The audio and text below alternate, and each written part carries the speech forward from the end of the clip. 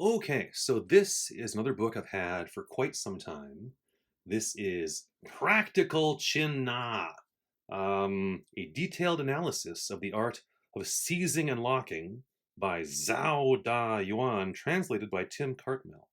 So there's a few things about this book that are kind of interesting. One, Chin Na is a kind of kung fu that is kind of like classical Japanese jujitsu. Like the argument is that the argument could be made that the samurai that used jujitsu in Japan had learned it from the monks of China who did Chin Na. And then from there, jujitsu became technically judo, although it was Kodokan jujitsu, and then from there became Brazilian. So this could be like the great grandfather of Brazilian jiu-jitsu, so to speak, because BJJ came from jiu-jitsu, and jiu-jitsu maybe came from this. And the other thing that's interesting is this guy Tim Cartmel down here. I'm pretty sure he's one of the first Americans to get a black belt in Brazilian jiu-jitsu. So it's a book on kung fu written by a guy who's a black belt in jiu-jitsu about an art that maybe predates, jiu-jitsu. Anyway, whatever. It's an interesting book. As is the case with all kung fu books, it has to have a guy sitting in a chair with a long white beard. That's just mandatory. There he is again with his long white beard. If you want to learn kung fu, it's like, hey, first you have to grow a really long white beard. That's just how it is. Sorry. Yeah, there's a student. I guess this was originally written in Mandarin, and then this fellow Tim Cartmel translated it. But it's interesting, and that's not unlike other classical jiu-jitsu books in that it's got, shows you what the skeleton looks like, just in case you have never seen a skeleton before, and describing the various bones and how many of them there are and stuff. The various ways that body parts work and can be broken. Things that a body part does and things that body parts joints aren't supposed to do and stuff. Various nerves and vertebrae and all that stuff, different parts of the body. Better hope this book never falls into the hands of aliens, otherwise they're going to have a pretty good idea of the human body and how to mess with it.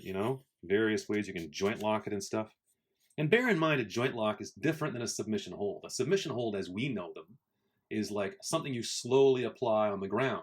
This is a joint lock. So you apply it explosively from a standing position, and then before the person can find a way out of it, bam, their joint has been broken. And I'd used to do a standing joint lock art called Hapkido, and I have a book about that too I'll go over. And believe you me, it is very different than, a standing joint lock is very different than a submission hold, like this guy here, he's not giving this dude in the tracksuit time to find his way out by somersaulting. He's explosively twisting that. And then the guy's shoulder gets broken or whatever, and that can be applied to shoulders, elbows, necks, knees, all kinds of stuff, Here it's showing you the concept of a lever, ways that wrists and arms bend and stuff, all that jazz, very scientific and whatnot.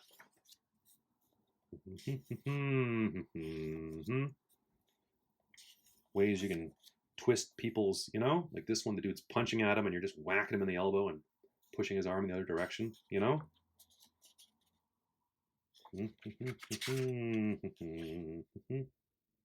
Yep. Anyway, I'm not going to spend 15 hours reading this whole thing to you, but flip through it. It's interesting. Look at this. 50 basic hand techniques. 50. 5-0. And look, hooking, seizing, hooking and seizing. It just goes on and on.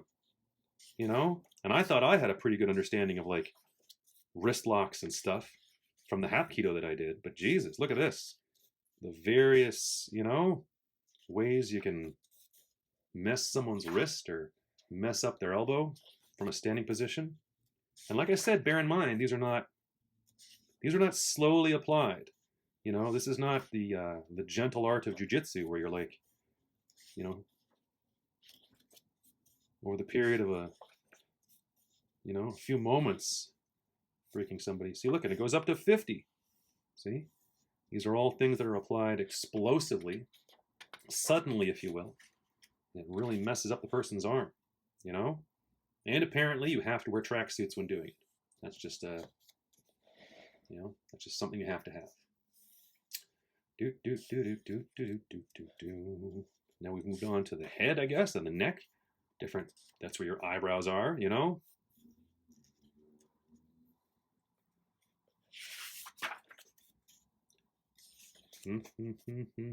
Various vertebrae and stuff. How to seize a guy's head and twist it off or whatever. Seizing the vital areas of the torso.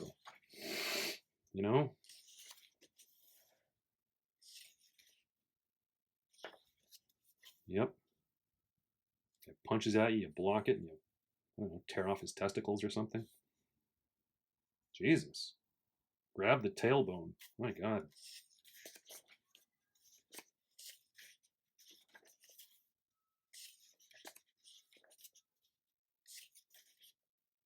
Kind of a shoulder throw there. I used to practice that one in Hapkido. Yep.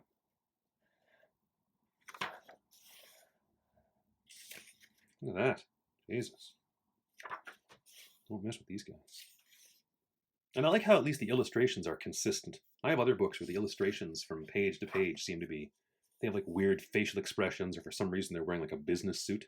And I always like comment that this is being done at like a job interview that's gone terribly wrong. These guys are just wearing their,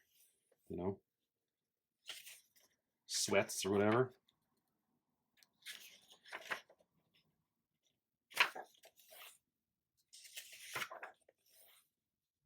Wrist locks and stuff. I had someone do this exact wrist lock to me once, and God, that was painful. Having that one done where your wrist gets turned that way, that is exceptionally painful. People always say when you're doing wrist locks to them, yeah, but I could punch you with the other fist. And then they, when you apply the wrist lock and the pain is like so extreme that they're almost pooping their pants, the last thing crossing your mind is punching somebody in the face. You know what I mean? Like your elbow or your wrist is being broken. The last thing that's on your mind is, hey, I'm going to punch this person in the face. Your whole body just goes, you go weak in the knees and you basically collapse. And you're lucky if you don't wet your pants, Yep.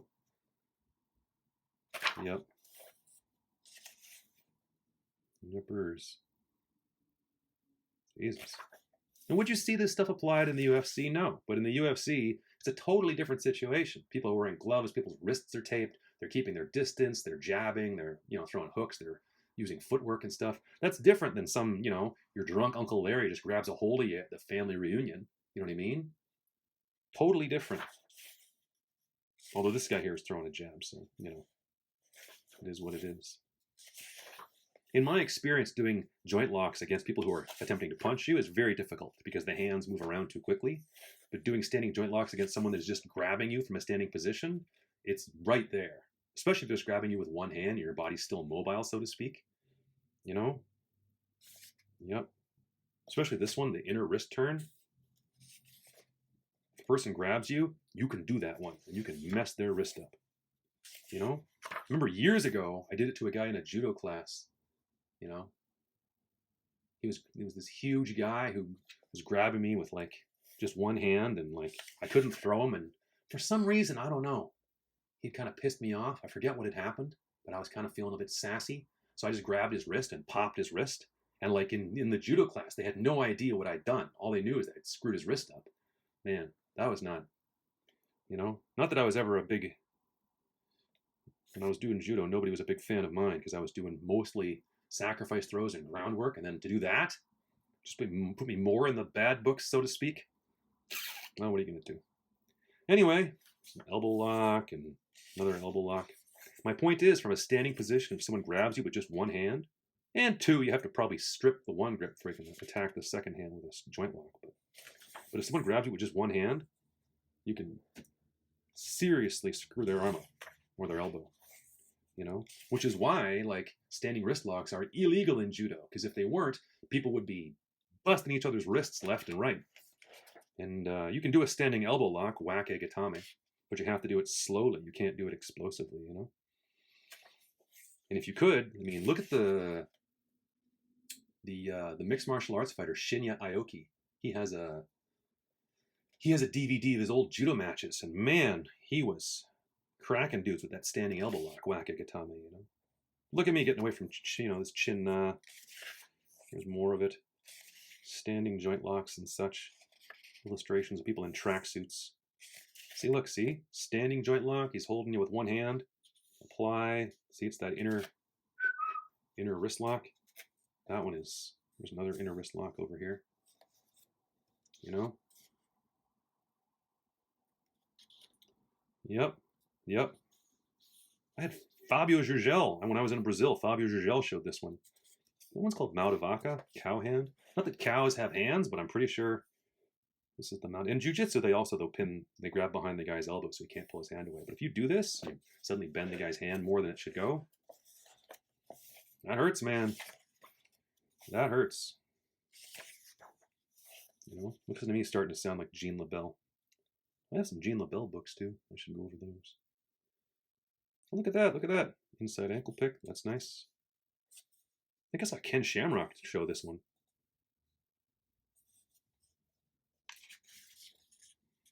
You know, how to step on a guy's leg. You know, doesn't John Jones kind of do this one? Didn't he do this one to Rampage? Or, I forget the other guy's name. Glover Teixeira? I think he did Glover Teixeira. That was the elbow one he did to Glover Teixeira. I think he stepped on Rampage's knee.